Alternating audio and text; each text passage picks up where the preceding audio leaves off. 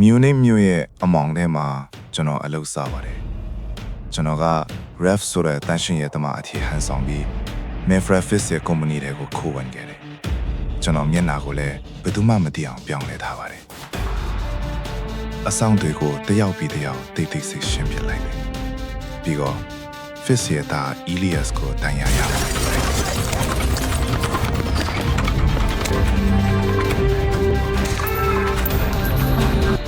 အဲ့ဒီအခါမှာတော့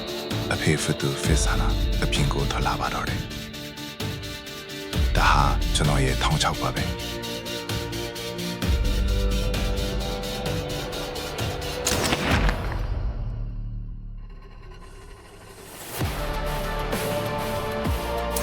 သူဆေးရုံကိုအပြေးရွာသွားတဲ့အချိန်မှာကျွန်တော်ကမီတာ3000အကွာကနေတနက်နဲ့အတင်းဆောင်နေတယ်ကျွန်တော်မောင်ခလုတ်ကိုတစ်ချက်နဲ့လိုက်ရုံနဲ့သူတေးသွားပါပြီးတော့ကျွန်တော်ဟာအမောင်ထဲမှာပဲဖြောက်ကွယ်သွားခဲ့တယ်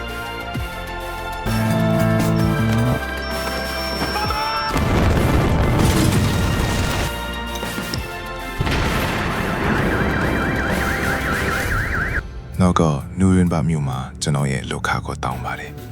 ဒါပေမဲ့သူတို့ကပိုက်ဆံအပြည့်မပေးဘူးအဲ့ဒီနောက်ဆွေဒင်မှာလူသစ်တယောက်နဲ့တွေ့ပါတယ်သူကနေပညာတထေးကြီး Charles ကိုတပ်ပြီးဟောခိုင်းတယ်ဒီအလုပ်အတွက်ကျွန်တော်ဒေါ်လာ10,000တောင်းလိုက်တယ်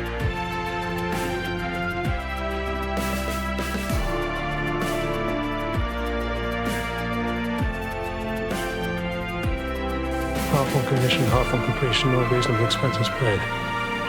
အလုပ်ပြီးတဲ့အခါစပိန်ကကျွန်တော်အိမ်ကိုပြန်လာခဲ့တယ်ကျွန်တော်မိသားစုကတော့ကျွန်တော်ဘာတွေလုပ်နေလဲဆိုတာဘာမှမသိရှာဘူးဒါပေမဲ့နောက်ထပ်အမဲလိုက်ဖို့ကျွန်တော်အမြဲအသင်ပါပဲဂျက်ကပြန်လာပါပြီဒီထက်ပိုကောင်းတာတွေသိချင်ရင်တော့ like နဲ့ subscribe လုပ်ထားကြပါဦး